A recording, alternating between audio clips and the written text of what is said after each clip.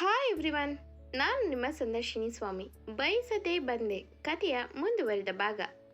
ಅದಕ್ಕೂ ಮೊದಲು ನನ್ನ ಕಥೆಗಳು ನಿಮಗೆ ಇಷ್ಟವಾಗಿದ್ದರೆ ತಪ್ಪದೆ ಕಮೆಂಟ್ ಮಾಡಿ, ಲೈಕ್ ಮಾಡಿ, ಶೇರ್ ಮಾಡಿ. ಹಾಗೆ ನನ್ನ ಚಾನಲ್ಗೆ ಹೊಸಬರಿದ್ದರೆ ಸಬ್ಸ್ಕ್ರೈಬ್ ಆಗಿ ಪಕ್ಕದಲ್ಲಿರುವ ಬೆಲ್ಲೈಕನ್ನ ಕ್ಲಿಕ್ ಮಾಡಿ. ಇದರಿಂದ ನನ್ನೆಲ್ಲ ಕಥೆಗಳ ನೋಟಿಫಿಕೇಶನ್ ನಿಮಗೆ ಸಿಗುತ್ತೆ. ಸೊ ಬನ್ನಿ ಕಥೆಯ ಮುಂದುವರಿದ ಭಾಗನ ನೋಡೋಣ. ಎಪಿಸೋಡ್ 49. ಇಂದಿನ ಸಂಚಿಕೆಯಲ್ಲಿ ರಾಹುಲ್ ನಾವೇ ಕೋಪ ಮಾಡಿಕೊಂಡ್ರು ಅವರು ಸುಮ್ಮನಾಗ್ತಾರೆ ಮಗ. ಒಂದ್ಸಲ ಅವರ ಪ್ರೀತಿ ಪಡೆದ್ರೆ ಸಾಕು ಕಣೋ. ಹುಡುಗಿರು ಕೊನೆವರೆಗೂ ನಮಗಾಗಿ ಬದುಕ್ತಾರೆ. ಅದೇ ನಮ್ಮ ಪ್ರೀತಿಯ ಗುಟ್ಟು. ನೀನಿನ್ನೂ ಇಂಥದ್ರಲ್ಲಿ LKG ನಮ್ಮಂತ ಟೀಚರ್ ಕಡೆಯಿಂದ ಕಲಿತುಕೋ ಎಂದು ವಿಕಾಸ್ ಕಾಲೆಳೆಯುತ್ತಾನೆ. ಮುಂದೆ ರಾಹುಲ್ ಮಾತು ಕೇಳ್ದ ವಿಕಾಸ್ ಮುಗುಳ್ನಗುತ್ತಾ ಹ್ಞೂ ಸರ್, ಯಾವಾಗ ಕ್ಲಾಸ್ಗೆ ಬರಬೇಕು ಎಂದು ತಾನೇನು ಕಮ್ಮಿ ಇಲ್ಲ ಎಂದು ಮಾತಾಡಿದ್ದು ನೋಡಿ ಇಬ್ಬರು ನಗ್ತಾರೆ. ಸ್ವಲ್ಪ ಸೀರಿಯಸ್ ಆಗಿ ವಿಕಾಸ್, ಇಲ್ಲ ಕಣೋ, ನಿನ್ನ ತಂಗಿ ಅಷ್ಟು ಈಸಿಯಾಗಿ ನನ್ನ ಒಪ್ಕೋತಾಳೆ ಅನ್ನಿಸ್ತಿಲ್ಲ ಕಣೋ ಎಂದ. ಅದಕ್ಕೆ ರಾಹುಲ್, ಅದೇಗೋ ನೀನೇ ಡಿಸೈಡ್ ಮಾಡ್ತೀಯಾ ಎಂದ. ವಿಕಾಸ್, ನಿಜ ಹೇಳ, ನಿನ್ನ ಹತ್ರ ಏನು ಮುಚ್ಚುಮರೆ ಎಂದು ನನ್ನ ಜೊತೆ ಯಾವತ್ತೂ ಚಂದು ಮನಸ್ಸು ಬಿಚ್ಚಿ ಮಾತಾಡಿದ್ದೇ ಇಲ್ಲ. ಅವಳ ಇಷ್ಟ ಕಷ್ಟ ಏನು ನನ್ನ ಜೊತೆ ಶೇರ್ ಮಾಡ್ಕೊಂಡಿಲ್ಲ. ತುಂಬ ಕಷ್ಟ ಆಗ್ತೆ ಕಣೋ. ನಾನೇ ಅವಳನ್ನು ಪ್ರೀತಿ ಮಾಡ್ತಿದ್ದೀನಿ ಅಂತ ಹೇಳಿದ್ರು ಅವಳು ಒಂದು ಸ್ವಲ್ಪನೂ ಬದಲಾಗಿಲ್ಲ. ಮೊದಲು ಹೇಗಿದ್ಲೋ ಈಗಲೂ ಹಾಗೇ ಇದ್ದಾಳೆ. ನಮ್ಮ ಮದುವೆ ಆಗಿ ಹತ್ರ 6.5 ತಿಂಗಳು ಆಯಿತು. ಆದರೆ ಒಂದು ದಿನವೂ ಯಾವತ್ತೂ ಗಂಡ ಹೆಂಡತಿ ಅನ್ನೋ ಥರ ನಡ್ಕೊಂಡಿಲ್ಲ ಎಂದ. ರಾಹುಲ್ ಸ್ವಲ್ಪ ಗಂಭೀರವಾಗಿ, ನೋಡು ವಿಕಾಸ್, ಹೆಣ್ಮಕ್ಳನ್ನು ಪ್ರೀತಿ ಮಾಡೋದು ದೊಡ್ಡದಲ್ಲ ಕಣೋ, ಅವರನ್ನು ಹೇಗೆ ಕಾಪಾಡ್ಕೊಳ್ತೀವಿ ಅನ್ನೋದು ದೊಡ್ಡದು. ನಿಜ ಹೇಳಬೇಕಂದ್ರೆ ಹೆಂಡತಿ ಅಂದರೆ ಬರೀ ಹೆಂಡತಿ ಹಾಗೆ ನಮ್ಮ ಲೈಫ್ಗೆ ಎಂಟ್ರಿ ಆಗಲ್ಲ. ತಾಯಿಯಾಗಿ, ಮಗುವಾಗಿ, ಗುರುವಾಗಿ, ಗೆಳತಿಯಾಗಿ, ಹೀಗೆ ಹಲವಾರು ರೀತಿಯಲ್ಲಿ ನಾವು ಅವಳನ್ನ ನೋಡ್ಬೋದು. ಹಾಗೆ ಚಂದುನ ಸರಿಯಾಗಿ ಅಬ್ಸರ್ವ್ ಮಾಡಿ ನೋಡು. ಅವಳು ಸ್ವಲ್ಪನೂ ನಿನ್ನ ಜೊತೆ ಚಿಕ್ಕ ಹುಡುಗಿ ಥರ ನಡ್ಕೊಂಡಿಲ್ವಾ? ನಿನಗೆ ಏನಾದರೂ ಹುಷಾರಿಲ್ಲ ಅಂದರೆ ನಿಮ್ಮ ಅಮ್ಮನಷ್ಟೇ ಅವಳು ಕೂಡ ಮರುಗ್ತಾಳೆ. ಆದರೆ ನಾವೇ ಅದನ್ನು ಸರಿಯಾಗಿ ಅರ್ಥ ಮಾಡ್ಕೊಳ್ಳಲ್ಲ. ಇನ್ನು ನೀನು ಕೊಟ್ಟ ಅಷ್ಟು ಕೆಲಸನ ಅಚ್ಚುಕಟ್ಟಾಗಿ ಮಾಡಿ ಮುಗಿಸಿದ್ಲು. ನೀನು ಎಷ್ಟೇ ಬೈದಿದ್ರು ಯಾಕೆ ಹೇಳು, ನಿನಗೆ ತೊಂದರೆ ಆಗಬಾರ್ದು ಅಂತ. ಅವಳು ಇನ್ನೂ ಚಿಕ್ಕವಳು ಕಣೋ. ಓದೋ ಹುಡುಗಿನ ಮದುವೆ ಮಾಡಿದ್ದಾರೆ. ಅವಳಿಗೆ ಇದೆಲ್ಲ ಸಡನ್ನಾಗಿ ಆಗಿರೋದು. ಅವಳ ಮನಸ್ಸು ಸ್ವಲ್ಪ ಇದಕ್ಕೆಲ್ಲ ಇನ್ನೂ ಪ್ರಿಪೇರ್ ಆಗಿರಲ್ಲ. ಹಾಗಾಗಿ ಅವಳಿಗೆ ಅಡ್ಜಸ್ಟ್ ಆಗೋಕ್ಕೆ ಸ್ವಲ್ಪ ಸಮಯ ಬೇಕು ಕಣೋ. ನೀನೇ ಅವಳನ್ನು ಅರ್ಥ ಮಾಡ್ಕೊ, ಒಬ್ಬ ಗಂಡನಾಗಿ ಅಲ್ಲ, ಸ್ನೇಹಿತನಾಗಿ. ಆಮೇಲೆ ನೋಡು ಚಂದು ಬದಲಾವಣೆನ ಎಂದು ಸೀರಿಯಸ್ ಆಗಿ. ನೋಡು ವಿಕಾಸ್, ನಿನ್ನ ಬಗ್ಗೆ ಎಲ್ಲ ಗೊತ್ತಿದ್ದು ನಿನ್ನ ಮದುವೆ ಆಗಿದ್ದಾಳೆ ಎಂದರೆ ಅದು ದೇವರು ಬೆಸೆದ ಬಂದ ಕಣೋ. ಆದರೆ ನಿಮ್ಮಿಬ್ಬರಿಗೂ ಸ್ವಲ್ಪ ಸಮಯ ಬೇಕಾಗುತ್ತೆ ಅದನ್ನು ಗಟ್ಟಿ ಮಾಡೋಕ್ಕೆ. ಅವಳು ಎಷ್ಟೇ ದೂರ ಹೋದರೂ ನೀನು ಅವಳಿಂದ ದೂರ ಹೋಗಬೇಡ. ಯಾಕಂದರೆ ನಾವು ಪ್ರೀತಿಸೋರೋ ಖುಷಿಯಲ್ಲಿ ನಮ್ಮ ಖುಷಿ ಅಡಗಿರುತ್ತೆ, ಸರಿನಾ? ನೀನು ನಿನ್ನಲ್ಲಿರುವ ಈಗೋ ಅಮ್ಮು ಎಲ್ಲ ಬಿಟ್ಟು ಹೋಗು ಅಲ್ಲಿಗೆ. ಆಗ ನೋಡು ಚಂದು ಎಷ್ಟು ಖುಷಿ ಪಡ್ತಾಳೆ ಎಂದು. ಇನ್ನೊಂದು ಅಡ್ವಾಂಟೇಜ್ ಅಂದರೆ ಅಲ್ಲಿಗೆ ಹೋದರೆ ಚಂದು ಬಗ್ಗೆ ಇನ್ನೂ ನೀನು ತಿಳ್ಕೊಬೋದು. ನಿನಗೂ ಸ್ವಲ್ಪ ಹೊಸ ವಾತಾವರಣದ ಪರಿಚಯ ಆಗುತ್ತೆ. ಗೊತ್ತಿಲ್ಲದೆ ಇರೋ ಊರಿಗೆ ಹೋಗು, ಆಗ ನಿನಗೆ ಪರಿಚಯ ಮಾಡಿಕೊಡೋಕ್ಕೆ ಚಂದುನೇ ಮುಂದೆ ಬರ್ತಾಳೆ. ಬೇಕಾದರೆ ನೋಡು ಎಂದು ನಗುತ್ತಾ, ಇಂಥ ಕಡೆನೇ ಕಣೋ ಲವ್ ಜಾಸ್ತಿ ಆಗೋದು ಎಂದು ಒಂದು ಕಣ್ಣು ಹೊಡೆದು ಹೇಳ್ತಾನೆ ರಾಹುಲ್. 1-2 ನಿಮಿಷ ವಿಕಾಸ್ ಒಮ್ಮೆ ರಾಹುಲ್ ಹೇಳಿದ್ದೆಲ್ಲ ಯೋಚಿಸಿ ಅವನು ಹೇಳಿದ ಮಾತು ಸರಿ ಎನಿಸಿ, ಓಕೆ ಥ್ಯಾಂಕ್ಸ್ ಮಗ, ನೀನು ಹೇಳ್ದಾಗೆ ನಾನು ಹೋಗ್ತೀನಿ. ಅಲ್ಲಿ ಅವಳ ಜೊತೆ ಸ್ವಲ್ಪ ಟೈಮ್ ಕಳೆದ ಹಾಗೆ ಆಗುತ್ತೆ. ಮತ್ತು ಅವಳ ಬಗ್ಗೆ ಇನ್ನೂ ಸ್ವಲ್ಪ ತಿಳ್ಕೊಳ್ಳೋಕ್ಕೂ ಅವಕಾಶ ಸಿಗುತ್ತೆ ಎಂದು ನಗುತ್ತಾನೆ ರಾಹುಲ್. ದಾಟ್ಸ್ ಮೈ ಫ್ರೆಂಡ್ ಎಂದು ಬೇಗ ನನ್ನ ತಂಗಿನ ಒಪ್ಸೋ, ಇಲ್ಲಿಗೆ ಬರೋಕೆ ನಾವು ನೋಡಬೇಕು ಎಂದ. ರಾಹುಲ್ ಮಾತಿಗೆ ವಿಕಾಸ್ ನಗುತ್ತಾ, ಈ ಸಲ ಬರಬೇಕಾದ್ರೆ ಕರ್ಕೊಂಡು ಬರೋದೆ ಎಂದು ನಗುತ್ತಾ ಮನಸ್ಸಲ್ಲೇ, ಕುಳಿ, ನಿನ್ನ ಬಿಟ್ಟು ಬರೋ ಮನಸ್ಸು ನನಗೂ ಇರಲಿಲ್ಲ. ಆದರೆ ನೀನೇ ಬೇಡ ಎಂದ ಮೇಲೆ ಹೇಗೆ ಬರಲಿ ಎಂದ್ಕೊಂಡಿದ್ದೆ. ಆದರೆ ನೀನೇನೇ ಹೇಳಿದ್ರು ನಾನು ಬರ್ತೀನಿ. ಯಾಕೆ ಹೇಳು, ನೀನು ನನ್ನ ಹೆಂಡತಿ. ನೀನು ಕರ್ಕೊಂಡು ಹೋಗೋಕ್ಕೆ ನಾನು ಎಲ್ಲಿಗೆ ಬೇಕಾದರೂ ಬರ್ತೀನಿ ಎಂದು ತಾನು ಕೂತಿದ್ದ ಚೇರಿಗೆ ಹೊರಗೆ ಮುಗುಳ್ನಾಗ್ತಿದ್ದ. ಆದರೆ ಎದುರಿಗೆ ಕೂತು ಇವನನ್ನೇ ನೋಡುತ್ತಿದ್ದ ರಾಹುಲ್, ನಿನ್ನ ಪ್ರೀತಿ ಬೇಗ ಚಂದುಗೆ ಅರ್ಥ ಆಗುತ್ತೆ ಕಣೋ. ನನಗೆ ಗೊತ್ತಿರೋ ಪ್ರಕಾರ ಚಂದು ನೀನ ಅಷ್ಟು ದ್ವೇಷ ಮಾಡಲ್ಲ.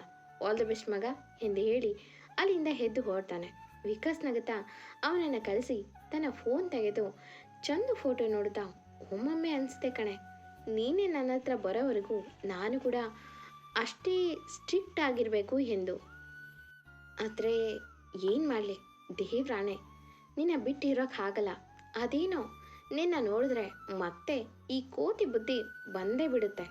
ನಿನ್ನ ಎಷ್ಟೇ ದೂರ ಹೋದರೂ ಬಿಡಲ್ಲ ಕಣೆ, ಕರ್ಕೊಂಡು ಬರ್ತೀನಿ ಎಂದು ನಗುತ್ತಾ ತನ್ನ ಫೋನ್ ಎದೆಗೆ ಒತ್ತಿ ಹಿಡಿದು, ಬರ್ತಿದ್ದೀನಿ ಕುಳಿ, ರೆಡಿ ಇರು, ನನಗೆ ಚೋಕ್ ಹೊಡೆದು ಕಲ್ತಿದ್ಯಾ ಅಲ್ವಾ, ಈ ವಿಕಾಸ್ ಅಷ್ಟು ದಡ್ಡ ಅಂದ್ಕೊಂಡಿದ್ಯಾ ಎಂದು ತನ್ನ ಪಾಡಿಗೆ ತಾನು ನಗ್ತಾನೆ. ವಿಕಾಸ್ ಬಯಸಿದ್ದಂತೆ ಆದಷ್ಟು ಬೇಗ, ಎಷ್ಟು ಬೇಗ ಸಾಧ್ಯನೋ ಅಷ್ಟು ಕೆಲಸ ಮುಗಿಸ್ತಾನೆ. ಲಕ್ಷ್ಮಿಯವರು ಅದಾಗಲೇ ಅಪ್ಪದ ವಿಷಯ ಮಾತಾಡಿ ನೀವು ಬನ್ನಿ ಎಂದು ದೇವಕಿಯವರನ್ನ ಕರೀತಾರೆ. ದೇವಕಿಯವರು ಇಲ್ಲ, ವಿಕಾಸ್ನ ಕಳಿಸ್ತೇವೆ ಎಂದಿದ್ರು. ಹಾಗಾಗಿ ದೇವಕಿಯವರು ದೇವರಾಜ್ಗೆ ಹೇಳಿ ಅವನ ಉಳಿದ ಕೆಲಸ ಮಾಡಲು ಒಪ್ಪಿಸ್ತಾರೆ. ವಿಕಾಸ್ ಹಬ್ಬ ಒಂದು ವಾರ ನಡೆಯುವುದರಿಂದ ಹಬ್ಬದ ಮೊದಲ ದಿನನೇ ಹೋಗಬೇಕು ಎಂದು ನಿರ್ಧರಿಸಿ ಮನೆಯಲ್ಲಿ ಅವರ ಅಪ್ಪ ಅಮ್ಮನಲ್ಲಿ ಮಾತಾಡಿರ್ತಾನೆ. ಅವರು ಕೂಡ ಒಂದು ಕಂಡೀಷನ್ ಮೇಲೆ ಕಳಿಸ್ತಾರೆ. ಅದೇನು ಗೊತ್ತಾ, ಬರುವಾಗ ತಮ್ಮ ಸೊಸೆಯನ್ನ ಇಲ್ಲಿಗೆ ಕರ್ಕೊಂಡು ಬರಬೇಕು ಎಂದು. ವಿಕಾಸ್ ಖುಷಿಯಾಗೆ ಓಕೆ ಮಾಮ್ ಡ್ಯಾಡ್ ಎಂದು ಅಲ್ಲಿಂದ ಹೊರಡ್ತಾನೆ. ಇತ್ತ ಈ ಮೊದಲೇ ವಿಕಾಸ್ ಚೇತನ್ಗೆ ಕಾಲ್ ಮಾಡಿ ಹೇಳಿದ್ದ, ಇಬ್ರು ಜೊತೆಯಲ್ಲೇ ಅಜ್ಜಿ ಊರಿಗೆ ಹೋಗೋಣ ಎಂದು. ಅದರಂತೆ ಅವನನ್ನು ಜೊತೆಯಲ್ಲೇ ಕರೆದುಕೊಂಡು ಚನ್ನರಾಯಪಟ್ಟಣದ ಕಡೆಗೆ ಪ್ರಯಾಣ ಬೆಳೆಸ್ತಾರೆ. ಅಲ್ಲಿ ಚಂದು ಆಗಾಗ ವಿಕಾಸ್ ನೆನಪಾದರೂ ಅಲ್ಲಿದ್ದ ಸಂಭ್ರಮದಲ್ಲಿ ಹುಡುಗಿಗೆ ತುಂಬ ಕಾಡಲ್ಲ ಹುಡುಗ.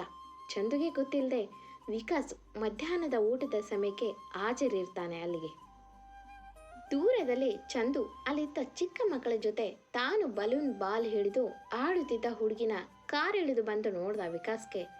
ಶಿವಳೇನು ಮದುವೆ ಆಗಿರೋ ಹುಡುಗಿ ಥರನ ಕಾಣ್ತಿದ್ದಾಳೆ, ಇಲ್ಲ ಒಳ್ಳೆ ಈಗಿನ್ನು PUC ಓದುತ್ತಿರುವ ಹುಡುಗಿ ಕಣ್ಣಂತೆ ಅನಿಸ್ತಿದೆ ಎಂದು ನಗುತ್ತಾ ನಿಂತಿದ್ದ ಹುಡುಗನ ಚೇತನ್, ಬಾವಾ ಫ್ರೆಶ್ ಆಗಿ ಬನ್ನಿ, ಇಲ್ಲಿ ಸ್ವಲ್ಪ ಬಿಸಿಲು ಎಂದು ಕರೆದ.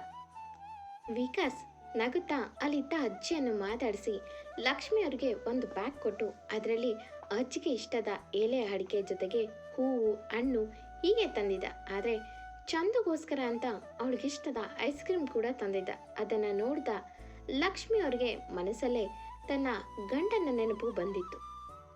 ದಯಾನ ಅಂತವ್ರು ಕೂಡ ಹಾಗೆ ಮನೆಗೆ ಬರಬೇಕಾದಾಗ ಬರೀ ಕೈಯಲ್ಲಿ ಬರ್ತಿರ್ಲಿಲ್ಲ, ಯಾರಿಗೆ ಏನ್ ಬೇಕು ಅದನ್ನ ಅರಿತು ತರ್ತಿದ್ರು.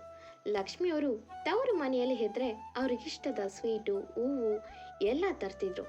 ಅದನ್ನೇ ನೆನೆದು ಆ ದೇವರು ನನ್ನ ಗಂಡ ಹೇಗೆ ನನ್ನ ನೋಡ್ಕೊಳ್ತಿದ್ರೋ ಹಾಗೆ ನೋಡ್ಕೊಳ್ಳೋ ಅಂಥ ಹುಡುಗನನ್ನ ನನ್ನ ಮಗಳಿಗೆ ಕೊಟ್ಟಿದ್ದಾನೆ ಎಂದು ಮನದಲ್ಲೇ ಖುಷಿ ಪಡ್ತಾರೆ.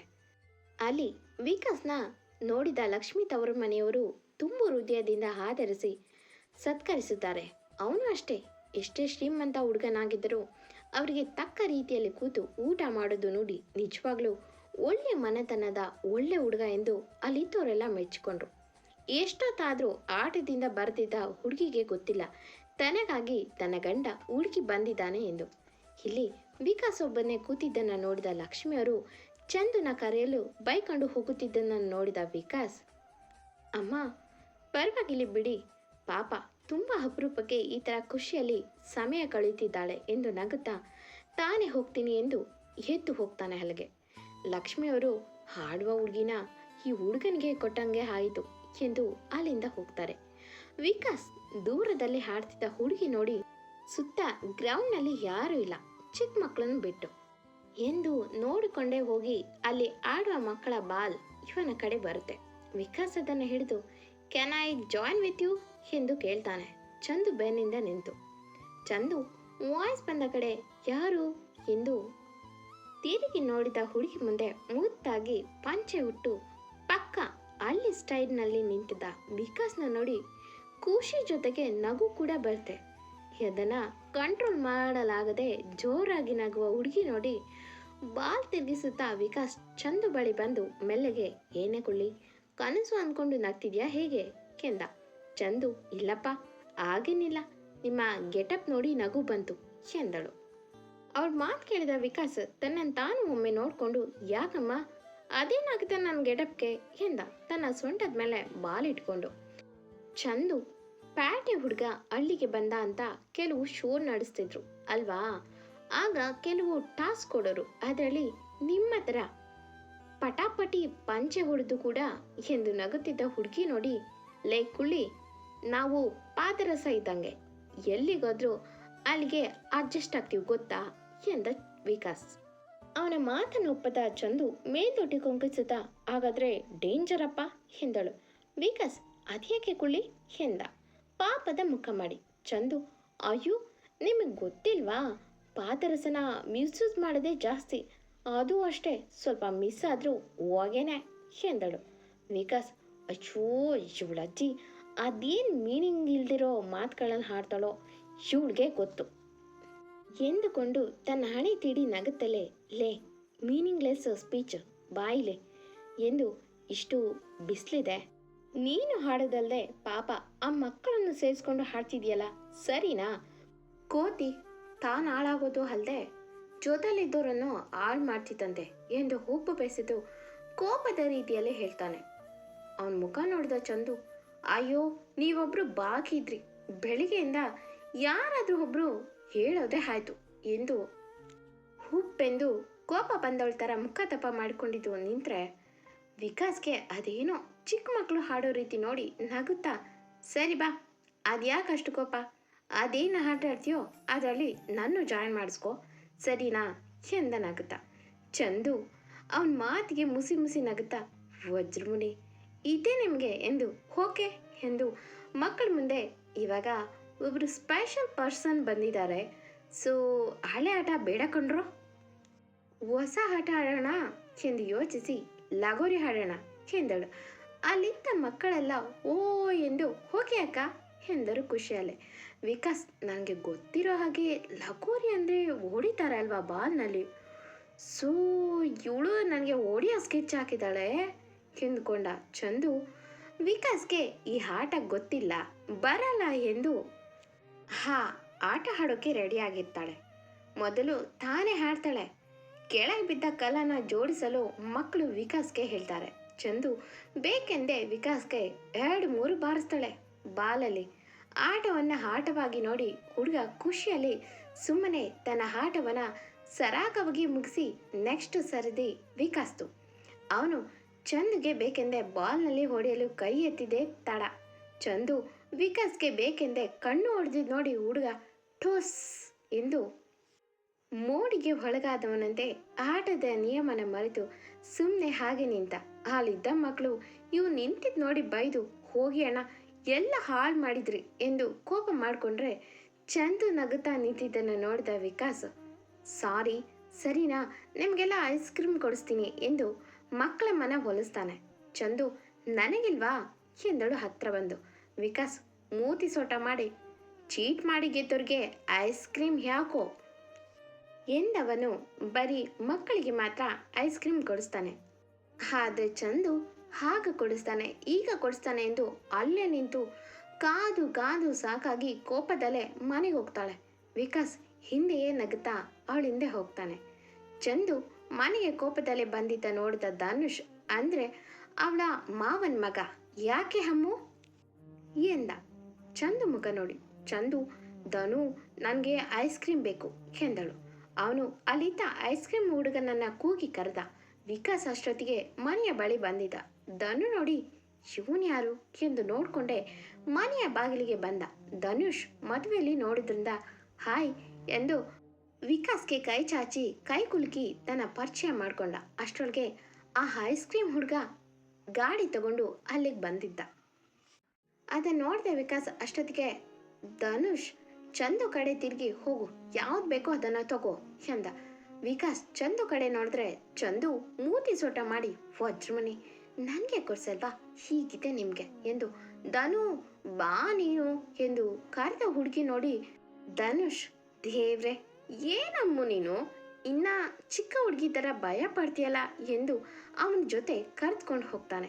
ಇದು ನೋಡ್ದ ವಿಕಾಸ್ ಕಣ್ಣು ಬಾಯಿ ಬಿಟ್ಟು, ಹಾ ಧನು, ಧೋನು ಅಂತ ಪೆಟ್ ನೇಮ್ ಬೇರೆನಾ ಎಂದು ಕಣ್ಣು ಬಾಯಿ ಬಿಟ್ಟು ಅವರನ್ನೇ ನೋಡ್ತಾ ನಿಂತ.